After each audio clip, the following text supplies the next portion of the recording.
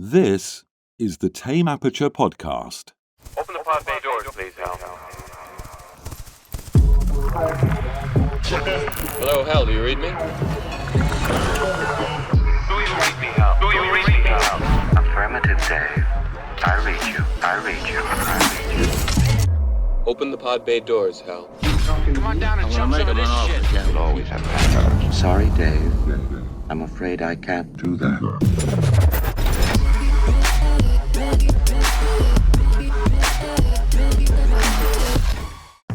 Welcome to the Tame Aperture podcast, where we continue our 2020 horror month with the 2018 American horror film written and directed by Ari Aster in his feature film directorial debut titled Hereditary, starring Toni Collett, Alex Wolfe, Millie Shapiro, and Gabriel Byrne, as we follow a family haunted by a mysterious presence after the death of their secretive grandmother.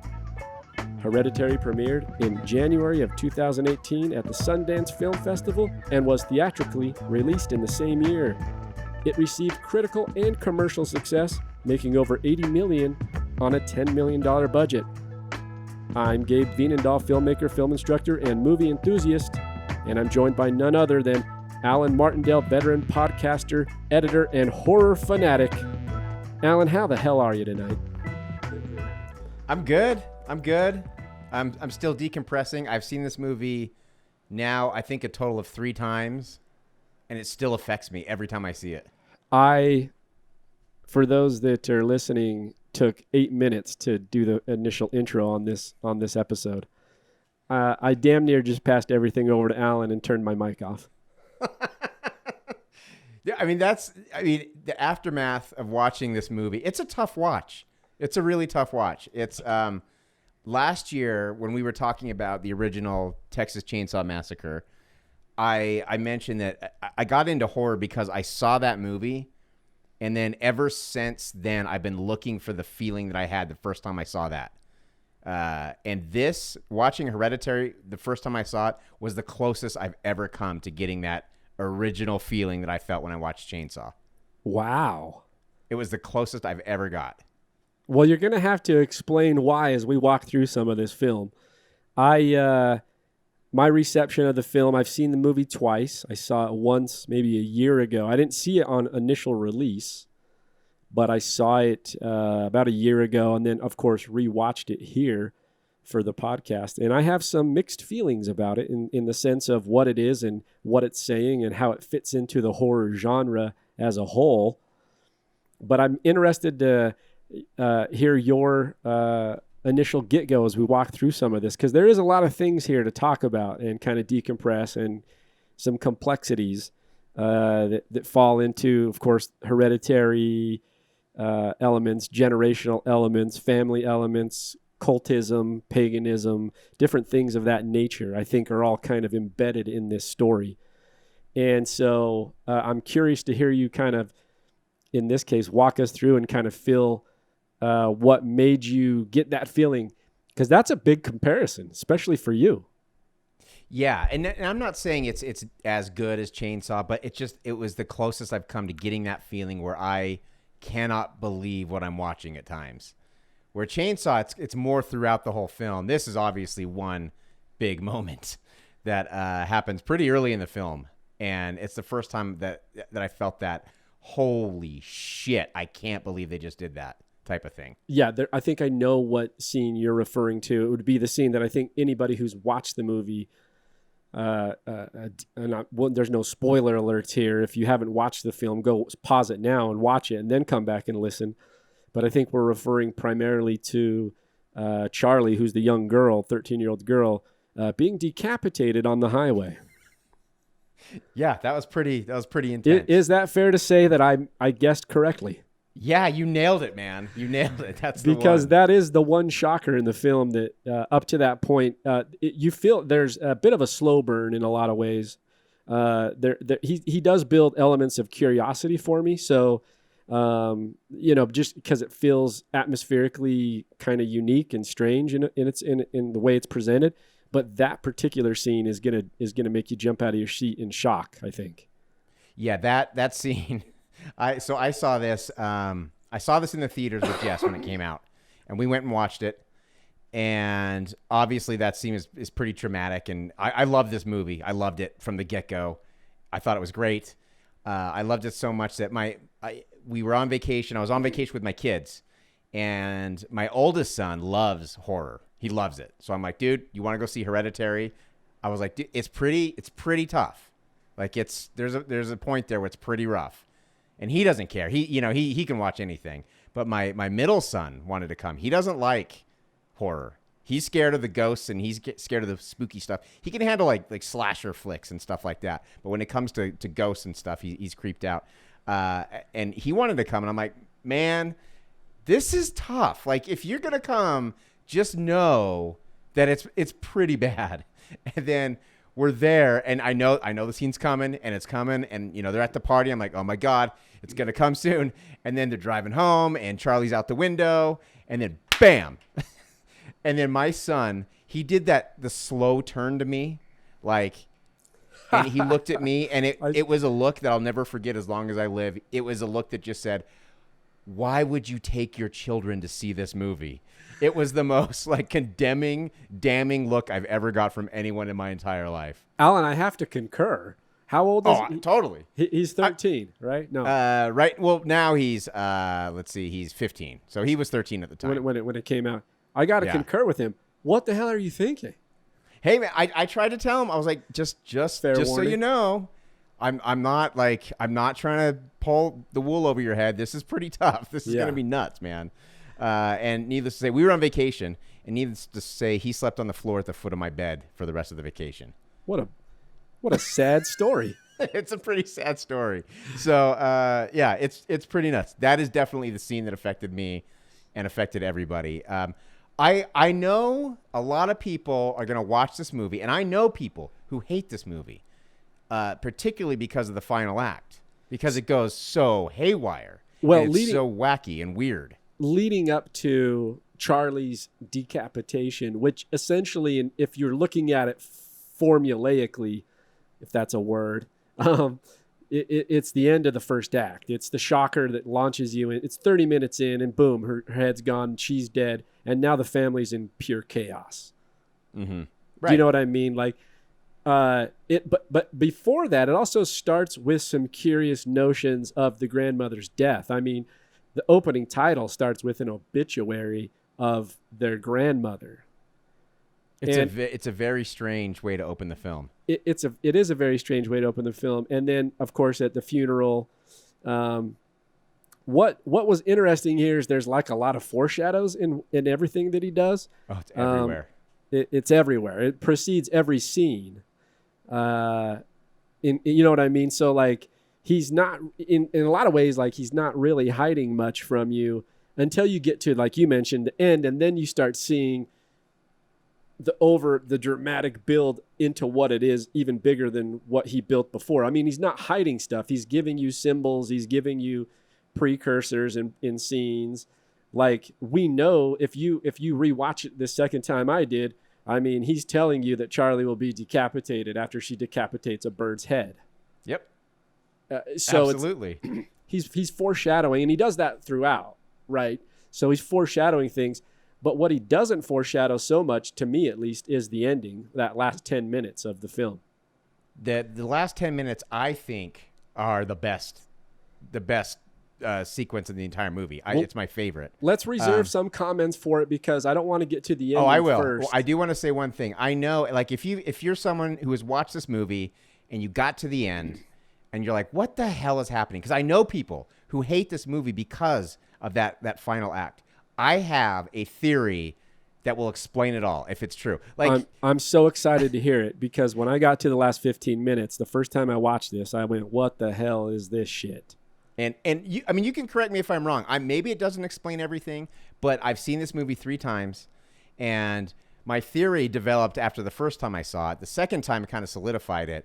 By this time, I'm writing stuff down to justify my theory. I'm like, oh yeah, dude, it's all explained. It all makes sense. It all makes sense. Well, I want to hear it. Let's walk through a little of the story. Tell me about the story first. Tell me about the characters. Okay, so Charlie, what's wrong with what's the deal with Charlie? Charlie is, I don't quite understand I don't understand. Charlie is she's a 13-year-old girl, but really she is more around the age of 8, I would say. At least the way the family treats her. She is more treated kind of as a very younger sister to Alex Wolfe's Peter. Sorry, excuse me, Peter. And it just seems like they're overprotective of her. She's really worried about who's going to take care of her. She doesn't strike me as a teenager, even a young teenager. She doesn't strike me at all near that age. I mean, when she's riding in the car, she's in the back seat. You know, like that's something a little kid does. There's a scene too where after Grandma dies, she's very disturbed by it in the sense that she's lying in bed and her mom comes and she asks her mom who's going to take care of her now. Right, so Annie is the mother, played by Toni Collett, and she asks her mom, "Who's going to take care of me?" That was a weird question to me. Yes, because right? is that just symbolic of the fact that the mother and daughter don't have a good relationship, or I think what it is, and Annie even or says is it the this. developmental, of her of Charlie's character, like she's just not intellectually developed enough to like compartmentalize it all and put it in perspective. I think it's a little bit of both. I think the main thing it's trying to show is that Grandma really, really wanted to be the mother figure to Charlie. Right. Because she says that. Yes. And even later on, Annie says, she wasn't talking to her mom when she had Peter. So she kept Peter away from her mom because her mom is insane, legit insane. But to make up for that, because she felt guilty, she even says that I gave my daughter to her, essentially. Like Grandma wanted to breastfeed her, when Charlie was a baby. Like it's very, and I think it's very, very important that you pick up on these cues, because most movies. Not most, but I think a lot of movies, people can read way too much into them. This movie, I think people aren't reading enough into it, to be honest with you. I don't know if I've ever said that before. There is a lot to read into. And this movie, we did a couple of Largos Anthemos films with Killing of a Sacred Deer, which there's so much to read into. We both loved that movie. And similarly, I think this has a lot of things to read into as well. And you have to really kind of pay attention. And only having seen it twice, that's why I don't know that I understand all the complexities of the characters, because I think there's more to read into. Because one of the curious things to me was that Annie is... obviously, the relationship with her mother is strange, and also, like you mentioned, her mother wanted to really take care of her granddaughter, which in a way that's beyond normal. Right. So it's concerning. It's concerning and strange. And then, but what was the deal with the miniature artist? Why is she a miniature artist? What does this have to do with anything? Does it have to do with anything in the film? Because what you're going to notice when you watch this is immediately, which some really cool shots, the very opening scene pulls back, it's a frame inside a frame, and then pulls back into a miniature setup. But these miniatures come into play pretty frequently throughout the film. And I was trying to figure out, do they have a rhyme and a reason, or are they just there to kind of push the narrative along in an artistic way? Because they're very artsy, right? So I couldn't come up with the combo, or the reason, I should say, as why those miniatures mattered. And a lot of times in movies, and not always, but sometimes I should say, the main character's profession can play a role in the overall storyline. And to me, it's not playing much of a role, or I'm missing what it's playing, but it seems important because they emphasize it with shots and things like that. So explain to me the miniatures artist, or what your perception of it is. Have you ever had like tried to find a metaphor or something, like like you're maybe reading something or you're watching a great film, and you're trying to figure out what the metaphor is or what this is about, and then you nail it, and everything makes sense, like everything connects. Yeah. There's times where, or you think, at least I think I do. I'm like, Right, oh, I got it. I got it. That's could be where full I'm of at shit right now. at the same time. I The mean, miniature, know. right? Exactly. The miniatures play a part in my theory, so I'm not going to get into it yet. Okay, good. That's a good. That was one of my questions, important. though. That was one of my questions. So that's good. So her profession as a miniatures artist will come into play later. Perfect. That's great. There is one. Not a lot of spook scares up to this point, but you get about 12 minutes in, and there is one after the death, after she's had the conversation with her daughter, and she's up in the attic, and she's reading through some of her mother's, Annie, by the way, played by Toni Collett, she's reading through some of her mother's stuff, and there is that spook scare where she turns the light off, and that you see the figure, the apparition of her mother. Right? It's creepy. And that is a creepy spook scare there. And when you watch this movie, you really got to watch it in the dark and not just like for atmosphere and all that, but because it's real. If you watch it in a lit room, it's very hard to see everything you need to see in the frame in the dark shots. Because I tried watching it today, and I had to put it on my phone and go into a dark room to watch it. Right. And turn up the brightness all the way in order to see some stuff. So to me, I mean, I understand why they did it. In a dark theater, it works great, but I think they went a little too overboard with how they colored this thing, because it's really hard to see some stuff, and there's a lot of stuff in here. I loved the secretive nature of not being able to see the grandma, but just in an opaque fashion. It's very translucent. It's not whole. It's not like just in your face physically. It feels like a little literal ghost figure, but it's because it's so, the transparency of it's like 50% opacity. Do you know what I mean? It doesn't feel like it's I liked how they did it. And brought it in. But right before she sees that, her mother, after she's died, she reads a note from her. Yes. This is something into the craziness of the mother. You know, I read in the title opener that she was the secretive grandmother. And I'm going to read it because she says, "My darling, dear, beautiful Annie, forgive me all the things I could not tell you. Please don't hate me and try not to despair your losses. You will see in the end that they were worth it. Our sacrifice will pale next to the rewards. Love, Mommy." Okay, crazy bitch.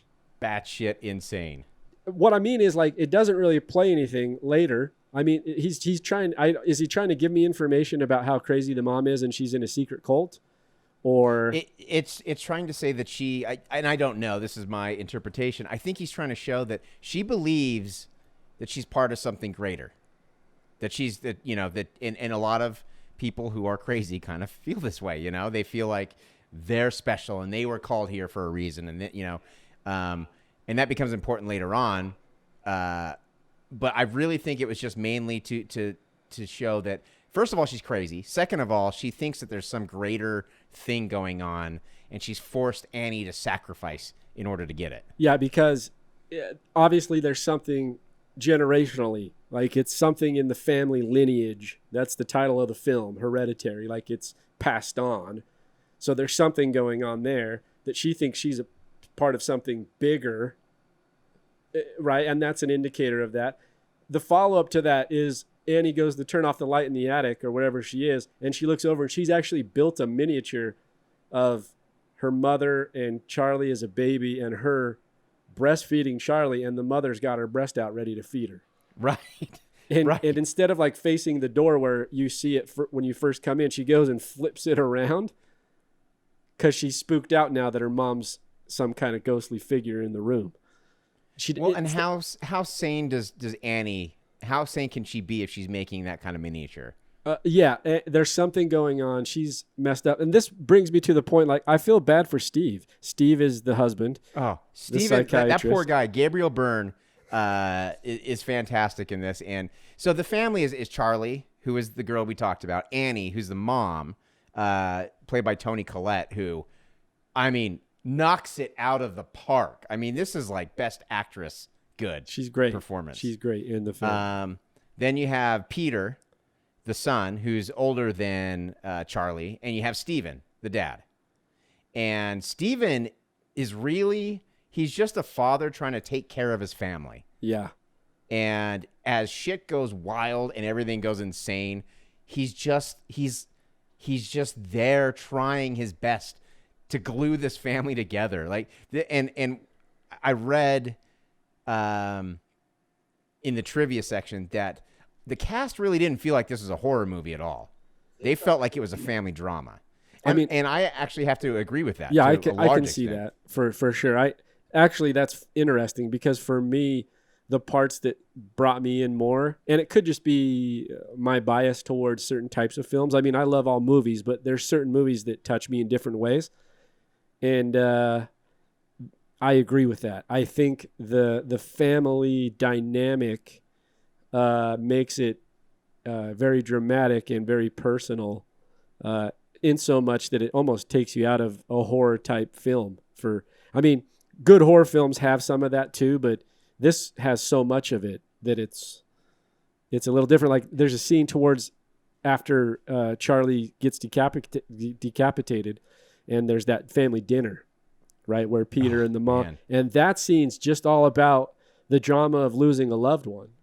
It's as unbearable, and when I say unbearable, I mean uncomfortable. It's as uncomfortable to watch as any horror scene you'll ever see. Yeah, because it feels so real, the way he directed them and the acting and the performances, and just you can feel the dynamic, but you can it's so palpable. Yeah, it's I don't know how they created that.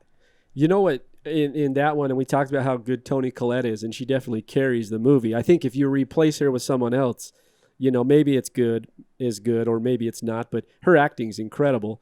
But I also thought Alex Wolfe, the young Peter kid, that's what in that scene sold it to me. I mean, his emotionality, like he's sitting at that table and his mom's the build up, the physical performance is crazy. He does so good building up that frustration and trying to tell his mom, hey, look, what do you have to say? Like, he wants to get it out on the table, literally. Like right. All the emotions, right. all the feelings of losing their daughter and their sister. And he's so good in that scene. I think he's great in for the most part. There are a couple parts with him that I was like, I don't know about that. But for the most part, I thought he was great. I think the acting all around is fantastic. But that scene in particular, that dinner scene, it really starts with the writing. I think it was written so fantastically. It's obvious. It's so obvious that Ari Aster, who wrote and directed this, has had this dinner before. Like he's had this conversation with family. Who knows if it's his family or maybe his parents as he was growing up. I don't know, but obviously it's so real. Just the way they interact with each other, and they both want to get it all out on the table. Right. They both do, but they don't want to act frustrated. So it's like, Mom, do you have something to say? And just the way he says that, and she's like, no, why would I have anything to say? Just so you can smirk it. Just the little jabs that they have. It's just done so well and so realistically, and then it just explodes. And Toni Collett, and props to her, because I think she plays from the very beginning. There's like some sort of craziness in her, like even at the beginning when she seems like she's a good mom and she's just confused about her mom's death, she's still got a little bit of crazy inside of her, and you can kind of feel it. And I don't know how Toni Collett was able to channel that so well. I think she overshares. I'm like, but it could just be my personality, because one of the scenes just before that, so first we get to that scene where we talked about Charlie at school, the dead bird flies into the window, and then all the shots are foreshadows. She goes into, it shows a shot of Charlie's POV looking at the scissors, and then it cuts to the outside, and Charlie's cutting off and decapitating the dead bird's head, which is a foreshadow to her own death. And then the follow-up scenes to those and getting to the mother is, she's basically is going to a group therapy session, trying to come to grips with the weirdness of her mother. Is that what, or what they left behind or never resolved potentially?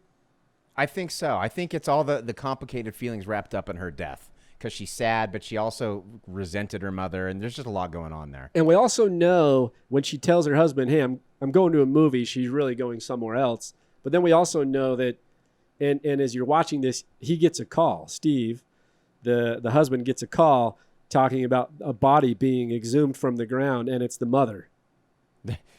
Well, just the one line. He's on the phone, and you can't hear what the person at the funeral home is saying, and he just says, "What does desecrated mean? What do you mean desecrated?" You know, it's just oh God, one more thing on top of this. But so here's how. Who did it? Was it her? Because we never. I think so. We I never think it was see, her. right? I think we're made to believe it's the cult, but I don't think it's the cult at all. And this goes all along with my theory. So I don't want to share too much, but that's kind of that's a mystery of it. I mean, there's a lot going on here, and you can take it a lot of different ways. That's the thing. Like Toni Collett said that Ari Aster was the most prepared director she's ever worked with. Like, this dude was meticulous about every little thing. If you rewatch it, you can see the shapes all over the house and the symbolism all over the house. Like, there's so much crazy stuff in there.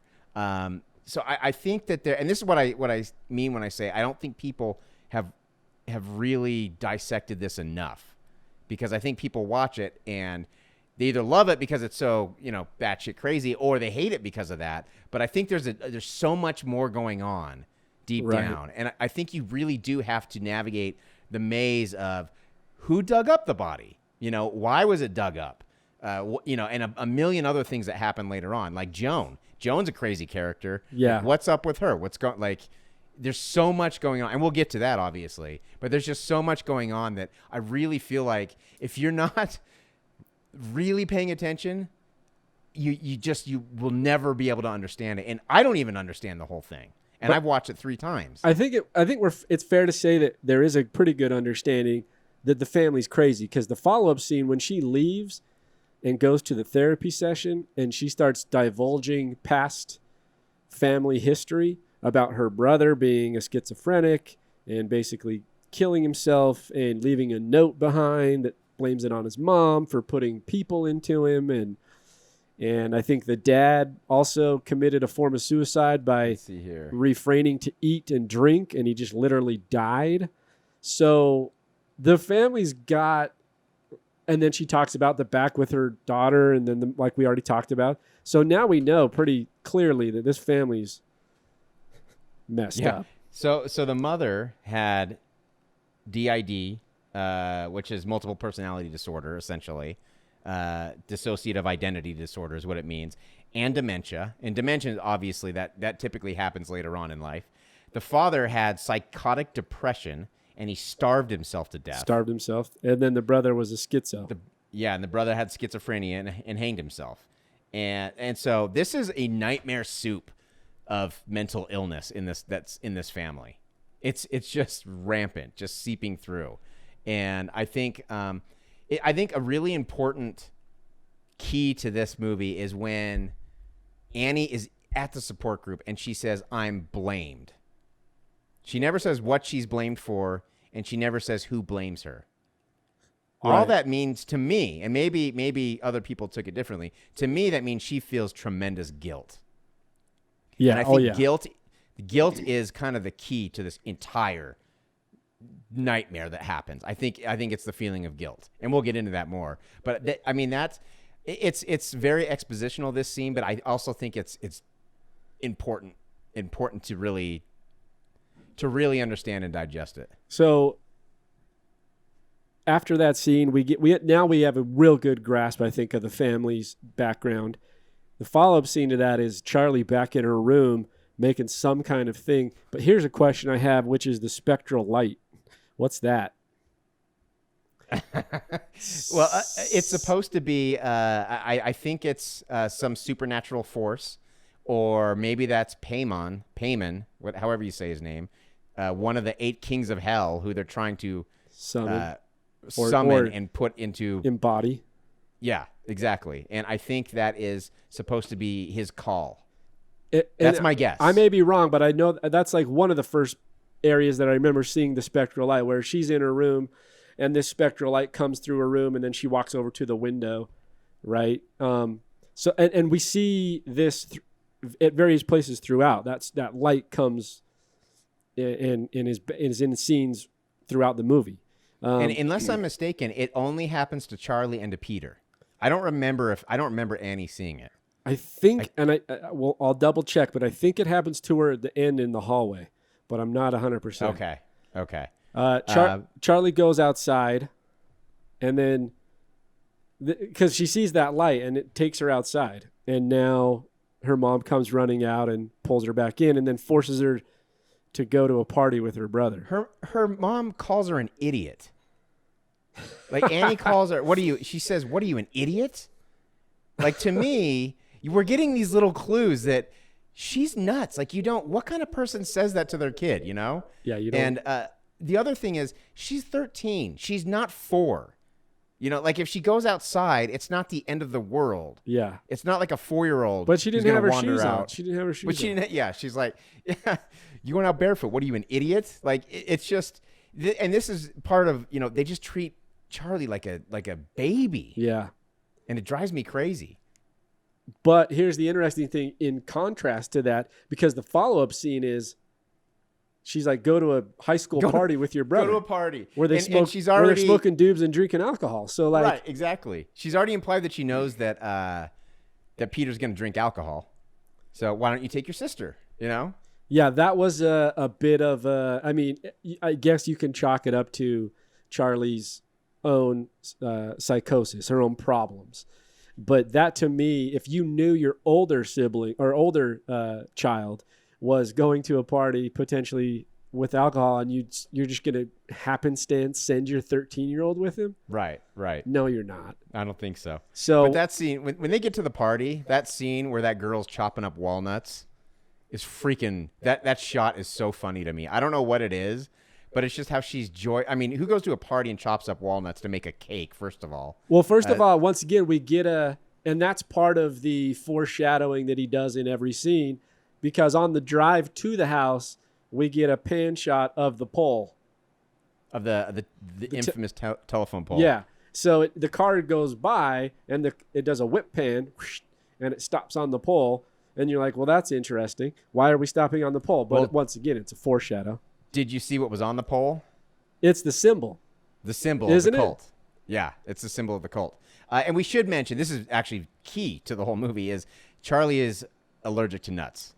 Yeah, that's the other foreshadow, because immediately when they're chopping up nuts at the counter. It's almost like he's like, we can't figure out a way to make this subtle, so let's just rub their faces in it. Let's just go overboard with it. Because earlier in the film, the dad she was eating cake at the funeral, and they were like, is there nuts in that? They already told you. Right. So, yeah, the chocolate bar. Yeah, exactly. And done very well. And so I like how they just, it's like, we're not even going to try and make it subtle. We're just going to rub your face in it, and bam, it's right there. We're obviously going to have this nut allergy come into play here. And then that's what happens. Peter goes back to smoke a bowl with his buddies, and then Charlie takes a bite of the cake that has the nuts in it, and boom, she goes into shock, into what's it called? I just went blank. Is it anaphylactic shock? Is that Anaphylactic what shock, it is? yes. So she Scary, man. This is the whole point. Like, from the second they walked into the party, I'm already terrified for Charlie. Can you imagine though, like, just for a second, I'm just saying, like, a 13-year-old at a 16, 17, 18-year-old party, high school kids, you're already have your own issues of whatever it might be. Like, what? They really sent her? Like, what? I think that goes right along with Annie being crazy, because I think obviously she's worried about Charlie. And so she, I mean, I get it. When your kid doesn't have friends, you want him to have friends, but don't, like, get him to go to a play date or something. I don't know. Like, don't send him to some high school party. I mean, she's in junior high or whatever it is. Like, that's the dumbest thing you can do. Yeah, it just seemed a little bit. I mean, it's fine. It's passable. I'm not trying to bash on it too much. It is what it is. There is one intercut scene there where there at the party, and then a parallel edit back to Annie at the house. And it's kind of this spooky shot. This one stood out to me, which was this pullback shot. She's built a miniature of her mother standing at the door of their bedroom in a white gown. And then it does a pullback, and you actually see Annie's back of her head staring at her mother. And she almost has a stare off with the model figure. And that also alludes to the fact that she might be a little bit crazy. But yeah. I liked a lot of his shots, by the way. One thing he's good at and what is the camera movement and the ability to kind of manipulate the camera to help tell the story. I thought he's exceptional. He does exceptionally well at that. You know? And the other thing with the camera movement, he does it to help heighten the horror. He doesn't. I mean, there are no jump scares in this movie. There's only one jump scare I can think of, and it wasn't even a jump scare. There's a couple. I think there's two. Okay. I think there's two. Because I got scared on the one we talked about, which is that little... Right. Because they do a cut. But there's no big stinger there. There's no big... No. To me, it's just like, oh my God, there's something in the corner. But he uses the edit. He goes, right. edit back. Oh, then it's there, up here. Right. And then there's a couple of those at the end, too. But they're not... Yeah, they're a little different than maybe a traditional jump scare. Yeah, and I like that because all he needs to do to make you terrified is slowly turn the camera around. Right. I mean, slowly. And another thing, he's not afraid to hold on shots for a very long time. Well, here's where I started going, okay, and this is a big comparison, but there is a lot of Kubrickian technical effects in the way that it's put together. Oh, yeah. You think he likes Kubrick a little bit? I think this whole thing is like an homage to The Shining. Exactly. Okay, I'm not up in the night there because I'm watching it going, this, I love Kubrick. So I'm watching this going, okay, there's a lot of nods to Kubrick, particularly like we talked about with the transitions, or not the transition, the camera movement, but additionally the transitions. You get a lot of those long cross dissolves, right? That whole so many of them. Very much The Shining. I think that one shot of Toni Collett when she's looking at Peter's bed and his face is all covered in ants and he's all dead, and it cuts back to her and she's doing the Danny Torrance shocked face. Yeah. Yeah. I mean, to me that was like could not be more blatant like homage to The Shining. Yeah, I think he's fascinated with Kubrick. Nothing wrong with that. Nothing wrong with that. Lots of people are. I'm one of them. So But she eats the cake and then comes up. She can't breathe. She starts going into shock. He grabs her. He's racing in the car to get back or to take her to the hospital. She's in the backseat kicking. She can't breathe. That was terrifying too. I thought he did that really well. It just makes he just made it scary and realistic. And you see the accelerator of the car, the odometer or the speedometer, and she's just going back and forth. She rolls the window down to get air, I guess. And boom. Yeah. Bye-bye. Well, and then there's a deer in the road. A deer in the that's so right. He swerves over to the side over. of the road. And then you see the telephone pole coming. And you're thinking, no, they're gonna swerve out of the way. There's no way. Like this kid was built up in all the marketing and in the story so far as to be a key part of the story. Right. We're still in the first act. There's no way. And then bam. Like, oh my God. Did they really just kill this kid? What?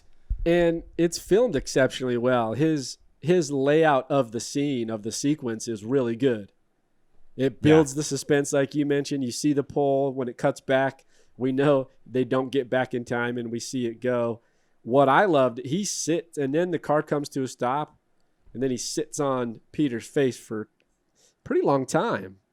Because this is where I think Peter, the actor, Alex Wolfe, does a real good job again at just like embodying that feeling of just shock and not even knowing what to do. Like, don't even dare look back. Right. He doesn't even dare look back.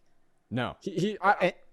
He's letting by shooting it this way, he's letting Peter sit with it. But he's also letting us sit with just what just happened. Right. Like he's letting the shock really sink in with us. And then the cut back to the master, and it's just pretty long editing cuts, and then he just slowly drives off.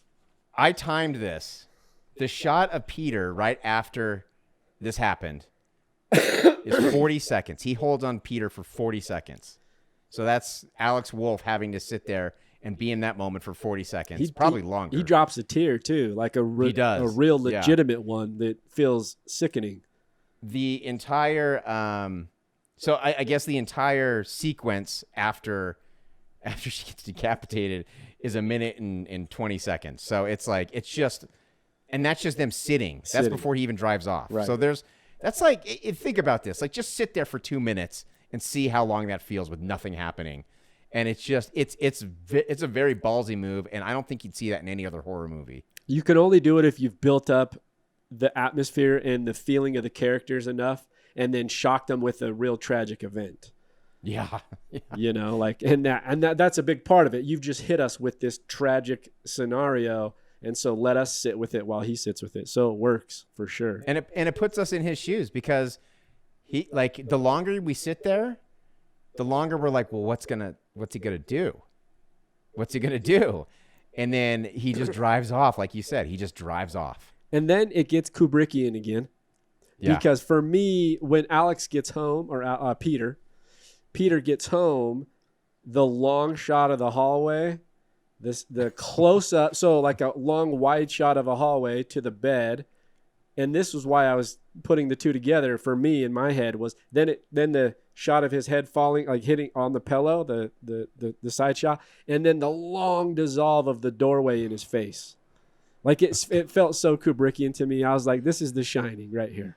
It really is, yeah. It does. And the score even kind of feels like The Shining. Yes. Like, it's just kind of droning at times. Because it's just done so well. And it's a triple imposition. He's got the hallway with Peter laying down. Then he's got the shot of him with this big head shot, you know, the close-up. And it's just long dissolve. It's a cool shot, man. I like stuff like that when they're using transitions artistically, but also with a little bit of narrative purpose. So, and then the next sequence is pretty much the same thing, because it dissolves. If I'm not mistaken, it dissolves into him just being in the morning, just still lying wide awake. That's right. You hear the worst part. Before I go into this, the worst part of this whole sequence to me is when he walks in the door and you hear Annie and Steven say, "Oh, good, they're home." Okay, you know, it's almost like now we can go to sleep because the kids. Oh, I didn't hear him. They said that. Yes, they said that, but they don't check on him. They just stay in bed. I guess so. I don't know. I'm thinking I'm checking on my kids. Yeah. Oh, well, I mean, they're teenagers, so I kind of understand it. I don't know. I'd still probably, if it was my daughter, I'd still probably be out of bed, like, how'd it go? What's up? You're good. Yeah. But to me, that's the most tragic part of the entire thing. It's just that false sense of safety, and you know what is in that car right now. You know what's sitting in that car. Right. And they're just like, oh, thank God, we can finally sleep. And when it transitions to the morning, he doesn't even bother to show anything. He just keeps on Peter's face. And then you hear the sound, you hear the audio of her. And just the scream. Her scream is great. And it is another part I like. And this is the horror fanatic in me. You loved the decapitated head. You just loved it. That's the thing, because you're sitting there and you're like, okay, he's not going to show it. They're not going to show it. They're not going to show it. Bam! Hard cut. Like, it's not like no warning, nothing. And it doesn't even fit into the story at that point. It's just like, we're going to show you this grotesque head with ants crawling all over it on the side of the road. It's just, the horror lover in me loved that moment, because there's no reason to show that other than you just want to show some cool gore. Well, and the way that the prosthetic and how they built it, the model, like, it's very cool. It's done very well, because you even see the smashed. It's gory, but you see the smashed in face. Oh, it's so bad. And it's so gross.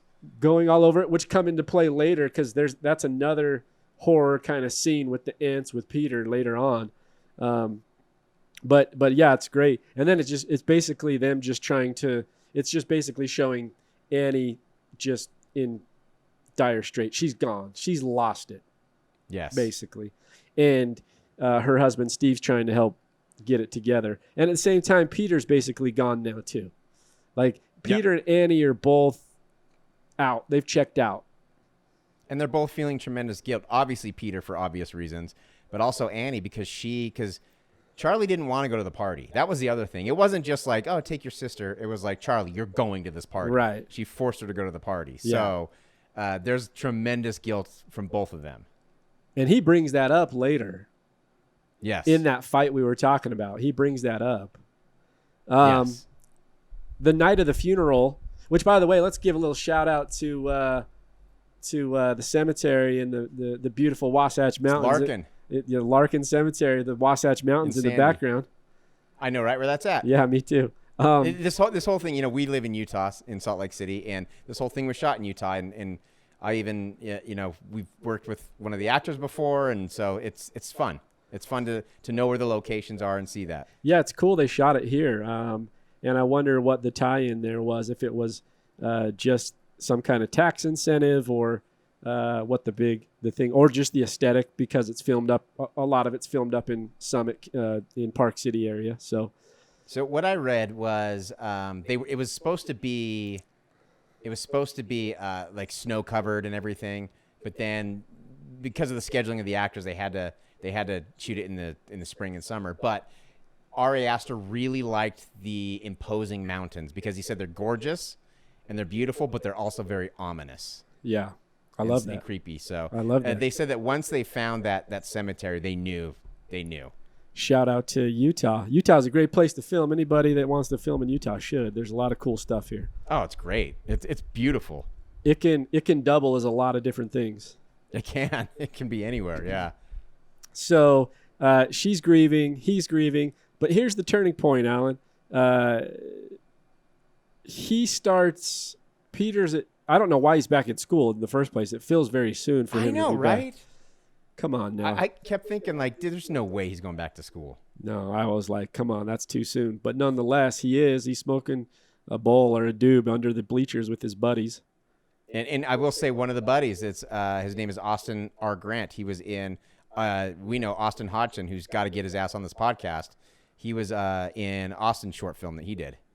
Oh, cool. That's awesome. Yeah. So we've worked with him. It's fun. I love it. It's fun to see that kind of success. Yeah, and the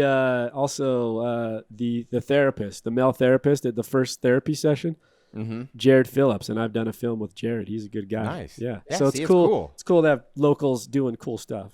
Yeah. It's fun. But they're under the bleachers, and this is where it starts to change up, right? Like, for me, is this the transitional beginning of the transition, I should say, right? Because he starts not being able to breathe, right? So he's having a hard time breathing. And it's not Munchausen disease, but he's feeling the effects of what his sister felt before she died. That's how I saw it. Yeah, almost like sympathy pains or something like that. I don't know what you would call it. Right. But when you say transition, you're talking about because... I'm talking about a literal taking over of his body. By Payman. By the god. Yeah, the Payman god. One of the 8 kings of hell. This is the gate of hell starting to open. Yes, exactly. That's how I see it. Like it, because later on we'll see that his body becomes crucial to whatever the story is from the Payman god, right? Because Payman was in Charlie. Payman wasn't Charlie. That's why the grandma loved her and loved to baby her. But we'll find out later that Payman prefers a male body. Right. A male vessel, I guess you should say. And because Annie wouldn't let Peter near his mom when he was young, she had to go with Annie. And now, or not Annie, Charlie. And now that Charlie's dead, they're going to try and get Payman into Peter. Right. And simultaneously, while he's experiencing that night, Charlie goes to the meeting again and meets, is it Anne? No, it's Joan. Yeah, Annie goes to the meeting and meets Joan. That's right. And Joan becomes a pivotal character, of which I'm not entirely sure of, and I'm sure we'll get to that as we start moving along. Take us to kind of the last 30 minutes, basically, like the last 20, 30 minutes. What happens between now and then that becomes crucial for us to... We already talked about the scene, to me, it's the most tragic scene in the film, which is the film of Annie and Peter bickering and yelling at each other and kind of blaming each other for Charlie's death. That's what to me makes Aster such a good director, is because he takes a horror film like this, but there's such a family dynamic there. Man, it feels real and authentic and very sad. Yeah. I'm not big on family dramas. Like, I'm not, that kind of stuff doesn't work. But I was absolutely dialed in on this one, and I was along for the ride, and I felt every single ounce of pain that they were feeling. You really are sucked into everything that's going on. Basically, there are a couple main things that happen between Charlie's death and then what we'll get to later. And one of the main things is we're really dealing with the family dealing with grief and guilt and all that kind of stuff. And you're seeing it happen, and you're seeing it to Peter, and you're seeing it to Annie, and you even see it with Steven a little bit. Like, Steven's kind of a forgotten character at times. He is really trying to keep his family together, but they do include a scene where he's looking at Charlie's drawing book, and he weeps over it, and it's like, let's not forget that he's got to be the strong one. He's got to be the one to hold everyone together, but he's hurting too. So it's really tough. The other thing is Joan teaches Annie that you can communicate with your dead loved one. And I think that's the big one, which is Annie's form or her outlet for her grieving is the hope or possibility that she can communicate with her daughter beyond death. Yes. And what did you think of the scene when Joan was, sorry to interrupt you, what did you think of the scene when Joan was talking to her dead grandson with the chalkboard? I thought the acting was good. I thought Joan did a good job. I liked her character. But it felt a little bit, I don't know, it felt a little bit screwball-y.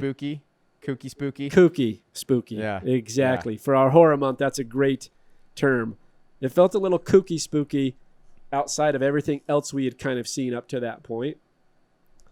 But I also get it, because I think at some point you've got to display that there's a possibility that there's something deeper and darker there. I just thought it was kind of kooky, because Joan's a little bit of a kooky bird. Yeah. Well, I loved it because it was like a light in a dark night. Because when Charlie gets decapitated, like, I went into this movie thinking it was a horror film. Like a straight up horror film. I love that stuff. When that happened, I was like, dude, I didn't sign up for this. This is not what I wanted to happen. I didn't want to see children, it wasn't nothing. There was nothing scary about that. It was just violent and terrible, And so, and then to see the family dealing with it, it's like, this is too realistic. This is not fun. I don't like it. I wanted scary stuff. And so when we finally get to a point where we're starting to get to creepy stuff, I'm like, oh, okay, finally, like, now I can have a little fun with this thing. This thing's been too heavy. It's like been an oppressive force hanging around me, and now I can kind of relax a little bit. Yeah. Which is weird to say that I'm relaxing at the scary parts. Well, it's kooky scary, like you said. So it's not as though you're frightened, because that scene to me was okay, but one of the subsequent scenes that follows not too long after that is the kind of dream sequence with the ant face. That, to me, I loved that. I loved where Annie's dreaming. She's already explained, by the way, in the story that she's been a sleepwalker, and one of the times she sleepwalked, she threw lighter fluid all over her children and paint thinner. Paint thinner, that's right, all over her children, and then struck a match and woke her up. And Peter remembers that, and in some ways has animosity towards her because of it, rightfully so. And so now she's sleepwalking again in her dream. It's a dream. I love the dream scenario, and she comes out and he's like, that conversation is also very uncomfortable, even though it's in a dream sequence, because she comes into the room. You don't know it's a dream at first. And well, you don't know it's a dream. You're right, but right. That dialogue back and forth is extremely uncomfortable. They start talking about how she didn't want to have him. She did everything possible. Oh my God! When she says, "I didn't want to be your mother," I didn't want to be your mother, and she immediately covers her mouth because she shouldn't be saying this to her kid. And he goes, "Well, why did you have me?" And she goes, "I tried to stop it." Like, oh my God, what the hell is going on right now? Yeah, it was Jesus. She comes out and says, "I tried to have a miscarriage," and you're like, Yeah. damn. Like, this Hold is some brutal stuff, man. Let's hold some shit back. Like, I can't. And again, this is when I'm like, I didn't sign up for this kind of stuff, man. I just wanted a fun, scary horror movie where I jump every once in a while. But that's and I also get to very see gore. Shining-esque because the moment that it gets real crazy, they both become profusely wet and sweating, and then it starts to make its way known that it's a dream because she, of course, does the jump scare awake. Well, and the way I took it wasn't that they were getting sweaty. It was that they were both doused in paint. That's right. They were because she had. Yeah, you're right. You're right. Because then you see a flame below that her. Flame. That's right. That's Yeah. right. And then she wakes up for real, and this is where she does her first seance. She tries to call for her daughter. And then she starts waking everybody up in the house. And now we know she's really batshit crazy. No? Right. I mean, we Right. already had our assumptions, but now she's running around waking up Peter, waking up Steve, telling him to come downstairs, and we can communicate with Charlie through a seance because Joan taught me how to do it. Right. And yeah, it's uncomfortable, but you can tell that. So Steven wants to have no part of this. So she's telling them like, we can talk to Charlie. We can do this. And she's going a million miles an hour. And Steven wants nothing to do with it. But Peter does because he's feeling guilt too. So he really wants a chance to talk to Charlie. And so he's like, I'll stay for this. Yeah. And then they do it. The candle starts flaming when it was unlit before. And then she starts speaking in Charlie's voice. Yeah. And I think that's the extent, for the most part, of what happens in this scene. Other than at that point, Peter is not interested anymore in this thing because you're saying how he was initially. But after that, when she starts speaking in the child's voice, he's saying, make it stop. He doesn't want a part of it anymore. This is one of the parts where I was starting to There's a couple of parts in here where he sounds like a 2-year-old kid. Right. I mean, and I understand kind of reverting back to that in a very terrifying moment. I want my mommy type thing, but it's overplayed. I think they shouldn't have gone that route. Make it stop. Make it stop. He sounds like a little kid. I think he even says, mommy, make it stop. Yeah. If I'm not mistaken. But that's kind of the extent of what happens. But then we get into, there is one thing, it shows this is why the models become so interesting. I'm not sure how they all tie in because after that scene, there's a scene where it cuts to, it's nighttime still, and it cuts to the models, and there's the car with Peter in it and a decapitated Charlie. She actually built a model of the death scene. Crazy. I mean, obviously, this is a way that she feels like it's kind of therapy for her, therapeutic, and she's trying to work through this, but she can't understand why it might upset Peter. Because when Steven says, what is he going to think when he sees this? You can't do that. Yeah, the dad's like, and she whoa. goes, this isn't about him. It's this is anyone who's known someone with severe mental illness. There's a lot of that kind of stuff where it's like they don't understand how this thing is wrong, and they're not concerned about anyone else. Like, and it's like it occurs to them for the first time that this might affect someone else. Right.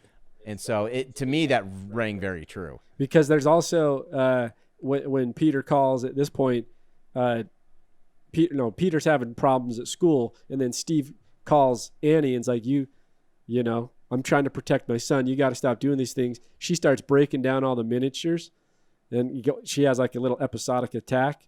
And then Steve comes home. There's a cut shot to a model that's built of Peter in his bedroom with a decapitated head.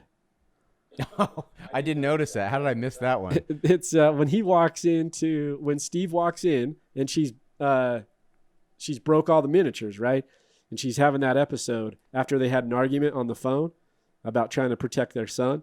There's a shot and he looks over, Steve looks over and there's a decapitated Peter in a bed. Oh my God. It's a quick shot. And then it cuts back to him and his face is just like, oh my Lord. And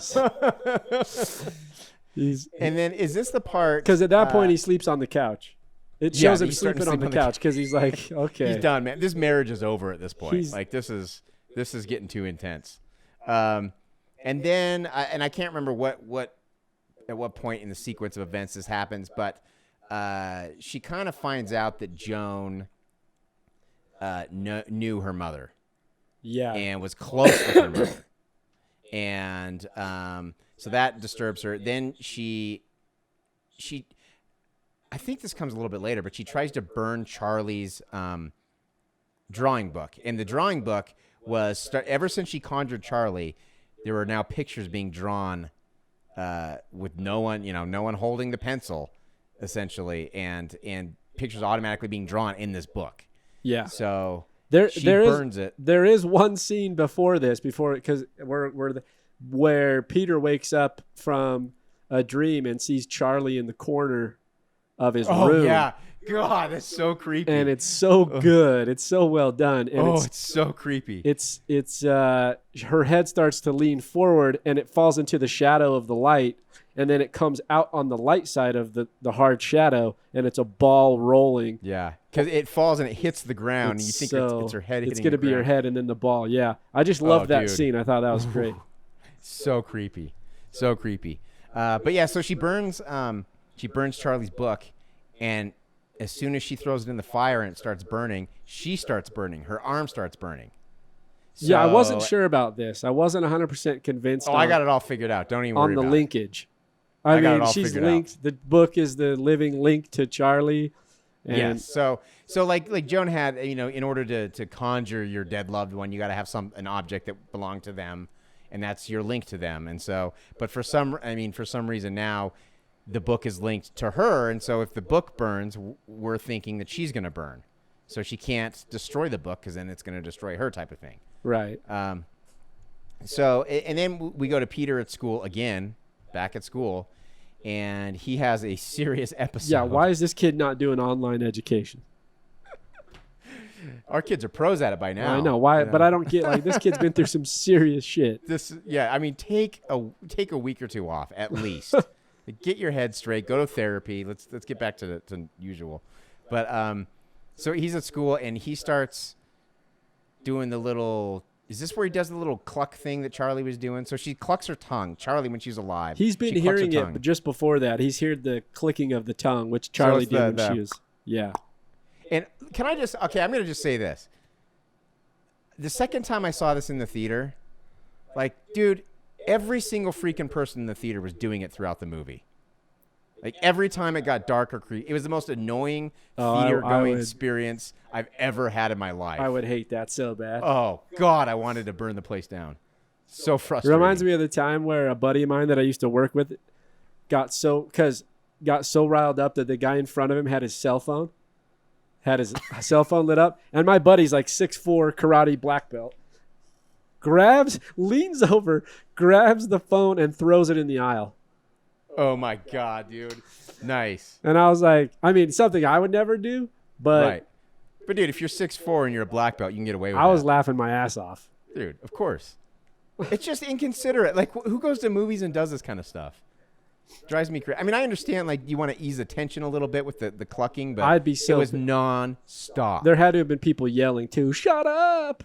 Yeah, it was not fun. Which only exacerbates the whole situation, makes it worse. And the worst part is it was happening, obviously, when it would get super tense, right? Because you want to ease the tension, you want to bring a little levity to it. Hate it already. And so at the end, the best part of the movie, when it's all creepy and scary, everyone's clucking their tongues, trying to be funny. Oh. God, drove me crazy. Anyway. So he hears the cluck of the tongue, and I hope that's picking up on the mic. And then he's basically, we forgot the one scene that's super important. It's when he's eating lunch outside and he sees Joan across the street. She yells some shit at him. Get out. She yells, "Get out. Get out." She says, "Peter, I expel you. Get out. Get out." And you're thinking, what the hell is this woman doing? She's insane. She seemed so together earlier. Like, she seemed concerned and like friendly and not disheveled and batshit insane. She seemed kind of normal. She's a cultist. She totally now is. we know. Yeah.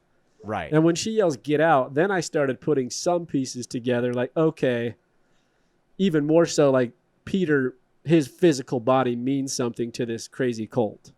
You know what I mean? Right. Yeah. So at this point, did you realize there was a cult? I wasn't convinced Because we'd seen the pictures of Annie's mom. It was being more surrounded by the towards, cult. a few minutes later, even more so, started putting it together when she starts going through her mom's album, and you see the symbol, and you see the gathering of people, and you're like, okay, that's a cult. That's clearly a cult. That Right. point I knew, because there's no way you can't. If you're paying attention at all, it's not hard to decipher that there's some crazy cultish type shit going on. Because the pictures of her mom with Joan, and then the whole thing with the rugs and the embroidered rugs, and the whole thing with the symbol, and then you start. So I mean, at this point, it took a while, but I'm starting to figure out that there's some kind of paganistic ritual going on. Okay. know? Because I'm not sure. It's been so long since I saw it for the first time. I can't remember where I started piecing things together. It was probably in that area where Joan starts going. As soon as Joan starts going crazy, and we see the album, Yeah.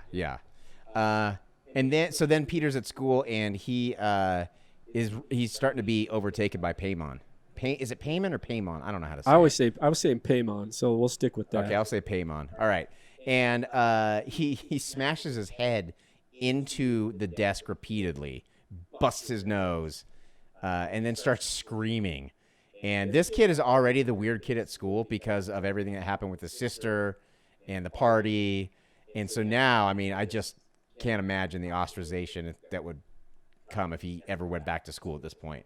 So then Stephen picks him up, and now we're entering. But there's another thing, where you start to feel sympathetic for Stephen, because when he goes to pick him up and he drives him home, and they stop at a light, and he just breaks down in tears, and you're like, this poor guy cannot catch a break. Oh, God, man, I feel so bad. And Gabriel Byrne is so likable that it's just so tough to watch him go through this. It really is. Especially, I mean, if you've ever known anyone who's been in a relationship with crazy people or had crazy people. I don't want to say crazy. That's insensitive. People with severe mental illness, surrounding them, and they kind of feel trapped. It's tough to watch. Yeah, it's tough sad. to see them go through that. It's really too bad. And he gets home. But while he's going to get him, this is where Annie discovers a body in the attic. Oh yeah. Yeah. So this is important because we see it's a decapitated body in the attic. Yep. And the cult symbol is written above blood on the wall in blood. So now I definitely knew. Like, I kind of started piecing it together, but now if you're not piecing it together at this point, then you're probably just stupid. Yeah. I'm just kidding. Something culty is going on here for sure. So Stephen gets home with Peter. Peter's in bed. Annie's going insane, basically saying there's a body in the attic. Or no, she said, I need you to go up in the attic and see what is up there. Yeah. And he is just like dragging his feet, just like, oh my God. And she goes, it might be my mother. I'm not sure, but there's a body up there and you got to go up there and you got to see it. And he's like, you're the headless corpse of your mother's in the attic. Okay, whatever you say. And so he kind of slowly pulls down the ladder of the attic and he goes up. And obviously he sees the dead body and freaks out. And he comes down. He's like, why didn't you call the police? And she says, the police can't help us. And she's just going crazy. And she's saying, I know how to stop this. I'm the only one who can stop this. Another very common thing with people with mental illness is they think that they're the only person who can orchestrate, a certain thing, a certain event. And she kind of says her goodbyes, and she says to Stephen, she hands him the book, Charlie's book, and says, you need to throw this in the fire. And he looks just disheveled. He looks dejected. He the other thing, because she's been going off about the album and about Joan and the symbol and the necklace around their neck and the pictures of her mom, and like, I didn't know they knew each other, and now here's the book and you need to get rid of the book. If you don't get rid of the book, Peter's gonna die. So at least she's like, please throw this in the fire, and he's like, what the he has no idea on how to compartmentalize any of this, and rightfully so. Oh, absolutely. He's done, and you can see him. You can actually visibly see the point where he decides, done, I'm not doing this anymore. I'm not indulging the insanity. She needs help. This is a family just not even fractured, just totally broken at this point. and I can't do it anymore. And so he starts to walk over to the fireplace, and he stops, and he turns around, and he's like, I'm not doing this with you anymore. I'm not. This is too much. So she takes the book, throws it in the fire. Instead of her bursting into flames, he bursts into flames. I didn't he get goes it. I up didn't like get kindling. Oh, I again. Explain. It'll all make sense. It'll all make sense. Explain why he bursts into flames. No, I don't know. Who knows? But I'll tell you why he does later. I don't know, like, in the logic of what's going on in the movie, but I'll tell you why I think he did. Okay. And now we go. Now it's insane. From the second Peter wakes up in his bed, which is, I believe, the next. Yeah, it's the next scene. The next scene. First we see Annie snap, like fully snap finally. Like she's watching her husband being burned alive, and at one point she just snaps and she almost goes numb. Like it looks like she just goes numb. It's this is also where, and I could be wrong here, I swear the spectral light comes back. I think you're right. I think you're right. And so I think Paimon is now inside of Annie. That's okay. That's what I thought, because I swear I have to double check, but I swear that the light comes back after Peter gets burned. Yes. And here is where, when we get to this next scene, when I saw this movie the first time, I was thinking, finally, now I'm in a good place. Now I'm in a comfortable, fun horror movie place. We have not been there at all up until this point, but now. You mean? Now I can relax fully. When Peter gets burned? No, when Peter wakes up. So after Steve gets burned. Yeah. But when Peter wakes up, and it's the wide shot of him sitting on his bed, and you can see Annie in the corner. In the corner, yeah. Up on the top of his ceiling in the corner. That's when I was like, okay, all right, now we're getting to some fun stuff. Because before it was too real. I didn't like it, and now this is so not real that it's just horror. It's just fun. And so this is when I was really enjoyed the movie. And to see her kind of walk out of the room, like it's just the way he frames everything is so scary. And Peter basically goes up to the attic and discovers the body. Right? Because he gets chased up. He gets chased by his mom, who's gone insane. And here's where the jump scare is, when Annie pops out and starts chasing him. This is the only jump scare I could see other than that. I just hated that he ran into the attic. That's a cliche horror move. Totally. Why are you going into the most secluded place in the house? He literally runs past the front door to go upstairs, to go up into the attic. That's right. He does. Yeah.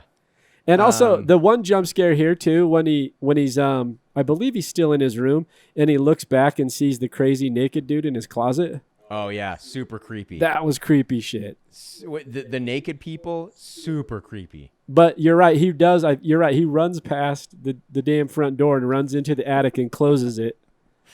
And then in the attic, he discovers the flies and the smell and everything going on. But the body's gone. The candles, right? Yeah. The body's gone, but it's got a dust around it with candles, seance candles around it, with a picture of his eyes cut out. Yeah, a photo. A photo. Oh God, man! Just like, what would you do? Like, you're running from your mom who's lost her mind, and she's chasing you to kill you. He starts going, "Wake up!" He thinks he's in a dream. Yeah. And this is probably my favorite shot in the entire movie, when he just hears banging on the attic door. And so you think it's just her pounding on the door, but then it cuts to outside and she's on the ceiling, banging her head very rapidly against the door. I thought that was so cool. How did she get in the attic? Dude, she's a king of hell right now. Because 1 minute she's banging on the outside door, then the next minute she's up floating in the attic, decapitating herself. I think logic's kind of flown out the window at this point. Yeah, there's naked dudes in the closet. And there are naked people all over the house.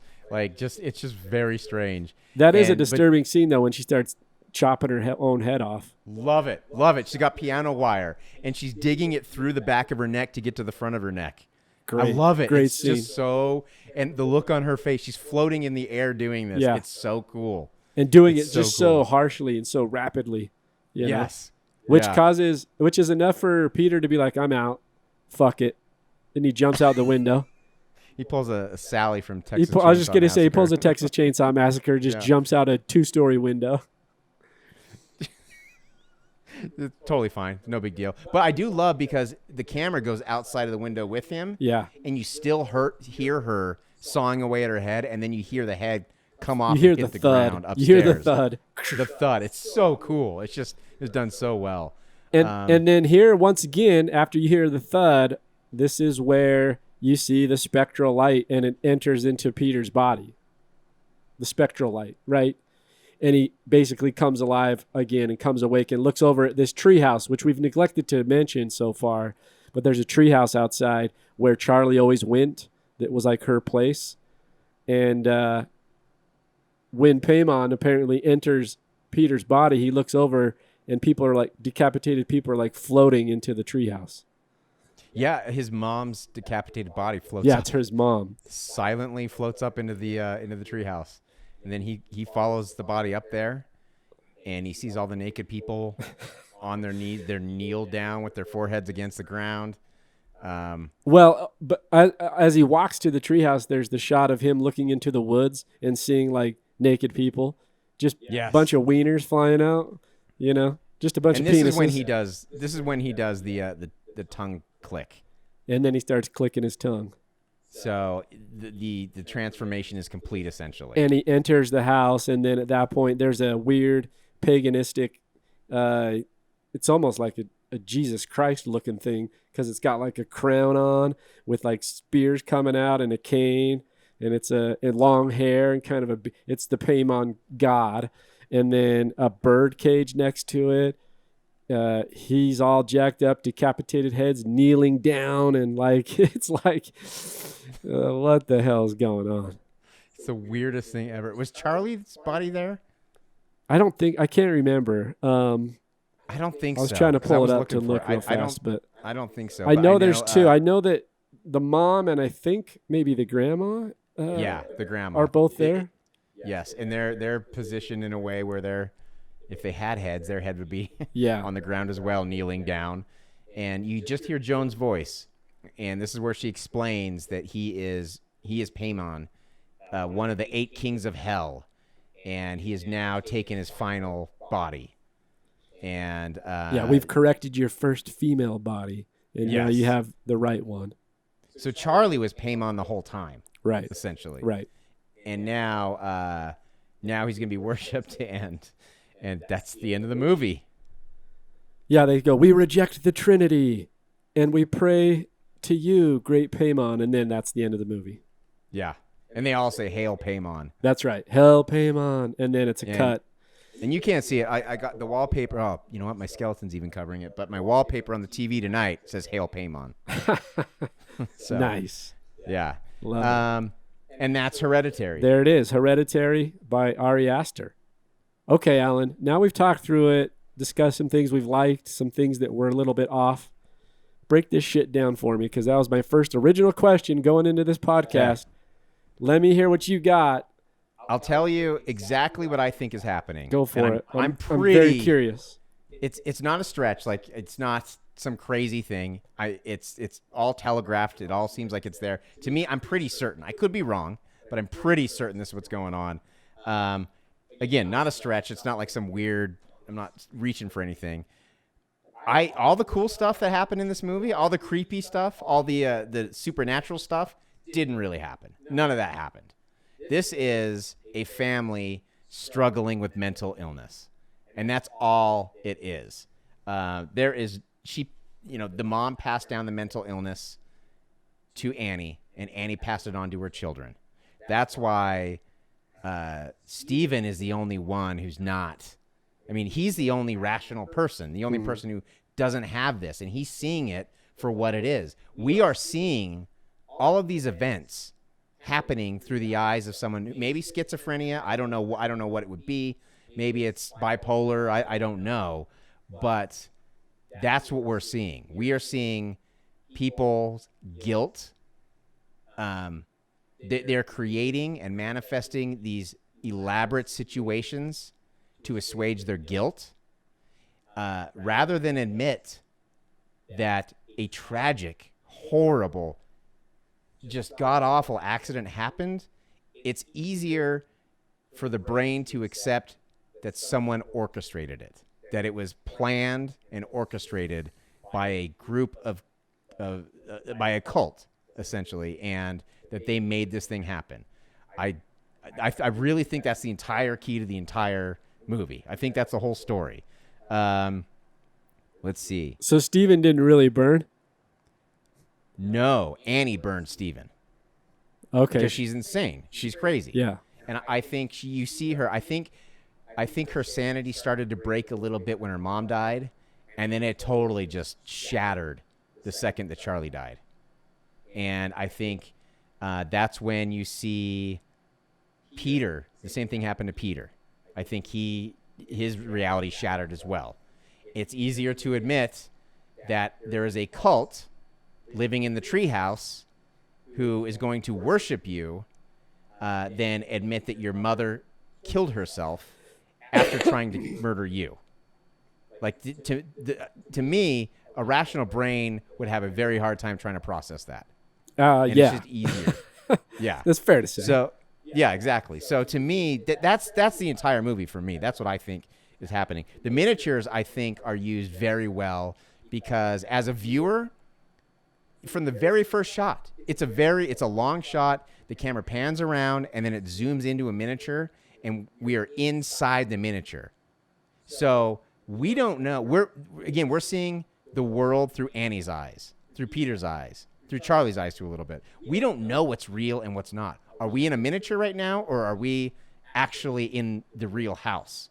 To me, that's the narrative purpose behind the miniatures, because it's just a little subtext. It's just what's real and what's not real. How do we know? Because there's so many times when it looks like we're in a miniature, like the cinematography's done so well that it looks like it is. The set was built as a miniature almost. I mean, not as a miniature, but it was the entire house, the interior of the house was built on a soundstage up in Park City so that they could have cameras above the house and they could remove walls and make it unrealistic. So to me, that's what the miniatures symbolize. I'm trying to think if there's anything else that we had there. I'm following you. Yeah, so I think it's them trying to deal with their guilt. I think it's them trying to not have to take responsibility for their actions, not necessarily because they're trying to skirt responsibility, but it's just they cannot accept the weight of what has happened. Yeah, so it's all based in. So you're saying everything's based and rooted in mental illness. Yes, that's what I think. And the horrific, and but Charlie gets decapitated. That's real. Yes, that's Okay. real.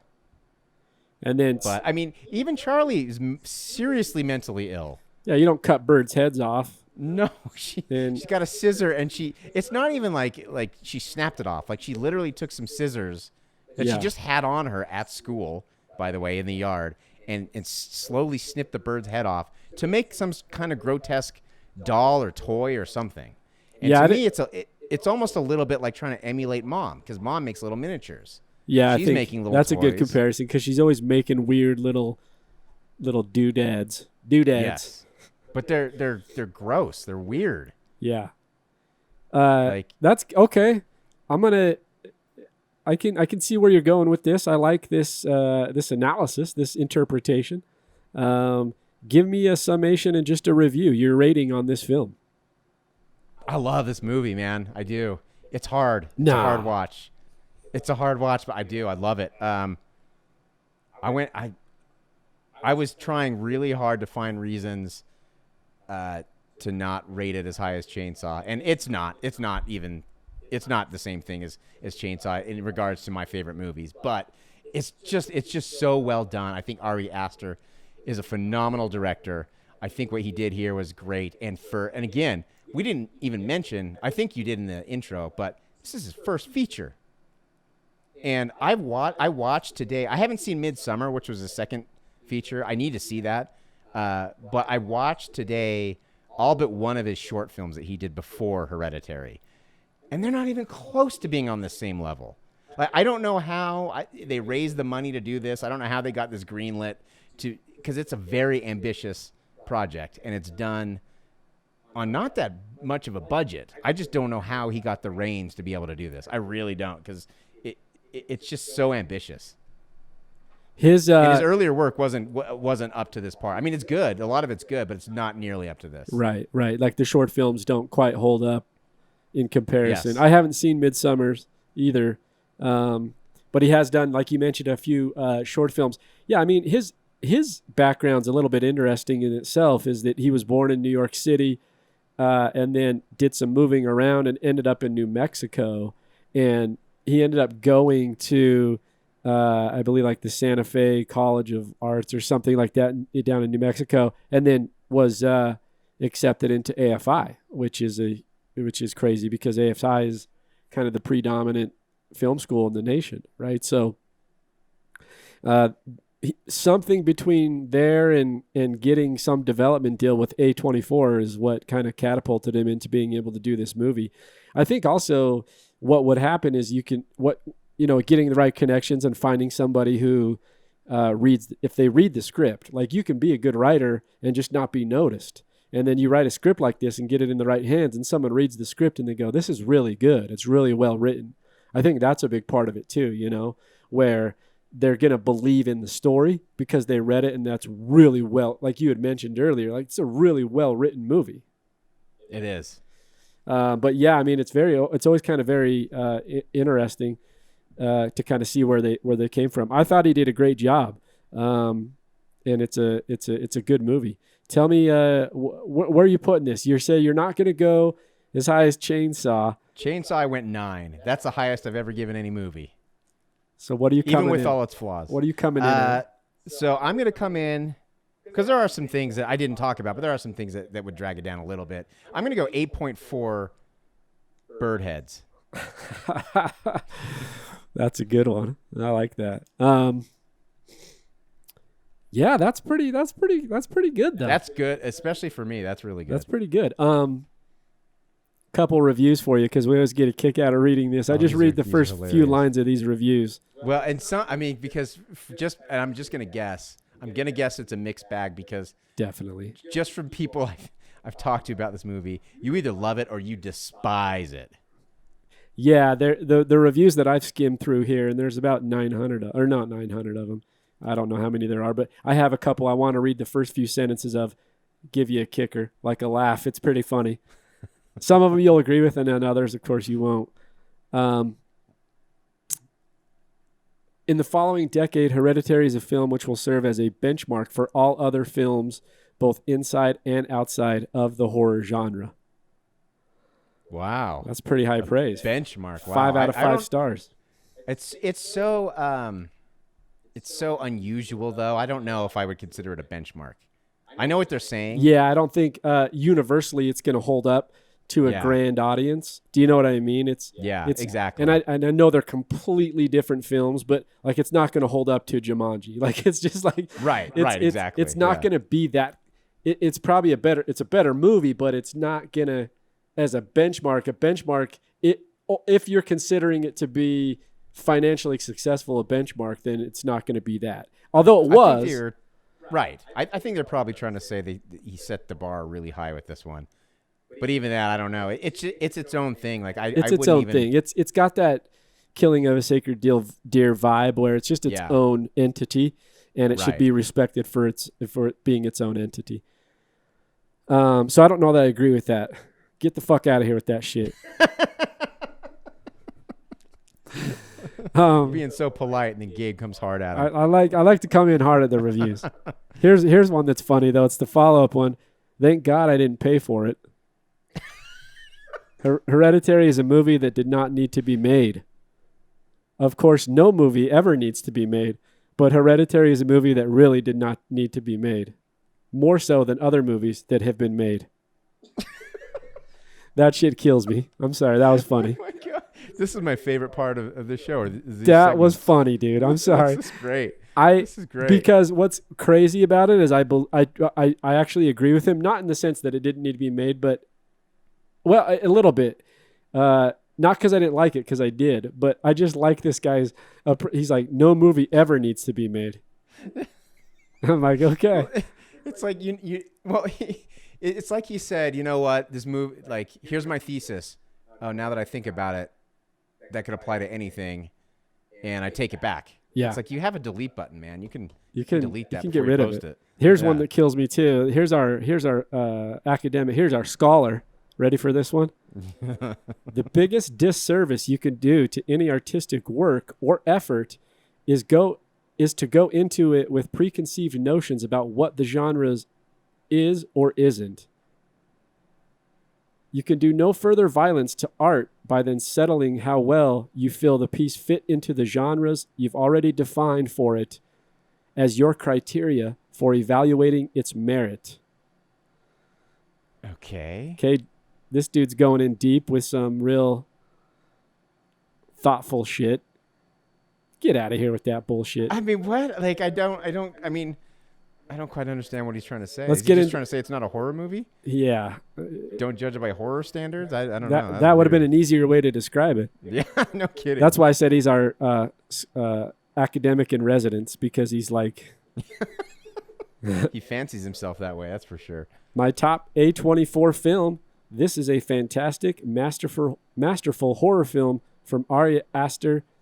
This is not a scary film involving cheap jump scares. This is a pure horror film that takes place around family or a family that's falling apart. That's pretty fair. Yeah, I think so. Pure horror, though? No, I No. wouldn't say that. The parts that are scary are very scary. Like they are, they are genuinely making your skin crawl, which I think is increasingly hard to do nowadays. Yeah. And here, So I do want to say that the horror elements really do work as horror elements. yeah, they do. They do. Here's one that's from just 3 weeks ago. It's actually real funny. I absolutely hate horror, Alan. Uh-oh. I hate it when my mom watches it. I hate how in every horror film, the characters are stupid on purpose. I'm sorry, but if you want to watch a horror film or read a horror film, read Warrior Cats, whatever the hell that is. Warrior Cats. I have no idea. I'm writing it down. I'm going to check it We out. got to check out Warrior Cats. I mean, if this guy's saying that it's good, it's obviously going to be good. Here's a funny one, and maybe a little inconsiderate. First of all, when the kid ate the nuts, the first thing you do is call an ambulance.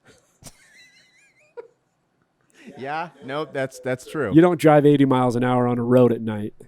You call an ambulance. That one was actually really funny. And then lastly, it's a modern classic. 5 out of 5 stars. Those who hate it either misinterpreted the trailer and paid for a different style of movie, or gave the excuse that the movie is slow without taking it into consideration that the sudden rapid progression of the movie's plot is part of the chaotic story format being told, and such criticism are of those who inquire that a movie must be full of jump scares to uphold a temporary, bland, repetitive, and predictable, yet somewhat consistent approach. Okay, he's getting into some stuff there. I like that guy. He's my best friend. He's getting into some stuff there. I think he's making some sense. No, I agree 100% with him. and so yeah, those are some fun ones. Seriously, I think this is my favorite segment on the show by far. Well, we're going to change these are up some hilarious. things. This is a funny one. It makes me laugh at these reviews.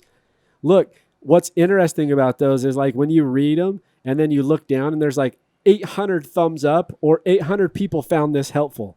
Yeah. And I'm like, holy shit, just come to our podcast and listen. We'll help you figure shit out. No kidding, man. No kidding. Anyway, so this is Hereditary. So I'm going to come in with a quick summation, and then I can't say that I disagree with all of those reviews. There's a thing in this movie where I feel kind of imbalanced. I feel like moments where I'm just completely taken by it all, and other moments where I'm like, when does this shit over? So wait, what? Like when you say that, I assume you're talking about it was slow at points. I don't mind, as you know. I mean, I choose Right. all fucking Criterion collections. Those are mostly slow movies. So It's your go-to. But was that so? When you say like, when is this going to end? Is that what you're thinking? Is it too slow or too boring? it was a, what's interesting for me, and I look, I liked this movie, so I'll preface it by saying that I liked the movie. I think it's a movie that people should watch. I think Ari Aster is a hell of a filmmaker, and interestingly enough to what you said, like maybe his short films don't hold up. I love that idea because out the gate, you come out with a feature film like this, that you've got some skills. And even if you borrowed some of those skills from Kubrick, you've got them. Like there's some things in here he stole right out of Kubrick's playbook. I'm just gonna say it, and that's okay. You emulate people you admire, and you emulate people who are masters, and then you become a master. So that makes sense to me, and it's a hell of a film. So don't get me wrong by saying I don't want to be misconstrued that I don't like it. At the same time, it doesn't hold the same curiosity for me, and I know they're completely different movies, and I'll keep going back to it. Killing of a Sacred Deer, I'm still curious as fuck about that movie. Same. I'm still like, what is going on? Whereas this one, when it ended, I went, okay. Like, it was good, and I enjoyed it, but it's not a rewatchable every horror month. I'm not going to watch it every horror month. Do you know what I mean? So that for me, because it's October, I'm looking at it going, I don't need to rewatch this one next year. It's remember last podcast I gave it a 10-year span. Poltergeist was once every 10 years, and I think Hereditary for me is once every 5 years. Okay, so it's got some rewatchability for you. It's there. It's there. See, to me, I couldn't, when I saw it the first time, I couldn't stop thinking about it. I couldn't stop trying to figure out what the hell happened and what was going on. And so that's why I watched it again and again so I could figure it out. I like your analysis of it, and that makes sense to me. I think I could go with that because originally I wasn't thinking that maybe it's all kind of just part of the craziness of the family and some of their psychosis. It was actually a real cult. And I still kind of believe it might be. Like, that still could be, like, it's just a real cultish thing that happened, and that's the world that's been created where there's this cult that does this stuff, and they're trying to bring back Paimon, right? Mm-hmm. But I also like your analysis of it. I think that's an interesting perspective, which maybe it's a deep, dark horror kind of drama based on psychological disorders. The more I watch this movie, the more I just pick up on clues that, and it might just be because I made up my mind, and so I'm just looking for anything that'll confirm it. But it just, I watch it and I'm like, man, that's what this is about. I guarantee it. That's what it feels like. It feels so like just the dealing with the mental illness feels so real, and the way he wrote it was so great.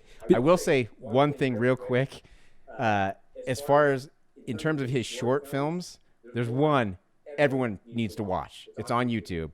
It's called The Turtle's Head. The Turtle's Head. The Turtle's Head. That one's great. It's fantastic.